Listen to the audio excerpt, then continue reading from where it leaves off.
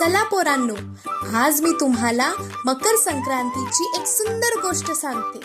हो हो आजी, चला. एकदा खूप जास्त थंडी पडली होती. दिवस छोटे होते, ऊन कमी होतं.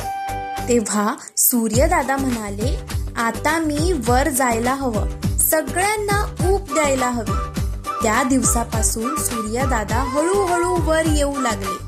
दिवस मोठे होऊ लागले, ऊन वाढू लागलं, झाडं वाढू लागली, शेतात धान्य आलं, सगळीकडे आनंद पसरला. लोक म्हणाले, हा नवा बदल आहे, ही नवी सुरुवात आहे, म्हणून हा दिवस साजरा करू लागले. हा झाला मकर संक्रांतीचा सण.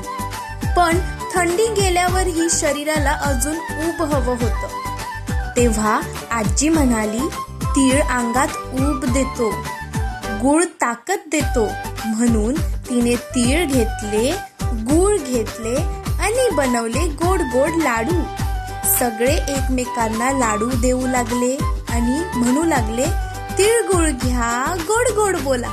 त्या दिवसापासून आपण सूर्याचं स्वागत करतो, तिळगुळ खातो, पतंगे उडवतो आणि हा सण साजरा करतो. तर पोरांनो, कशी वाटली ही गोष्ट? खूप खूप छान आजी. चला तर मग आता आपण पतंग उडवायला जाऊया.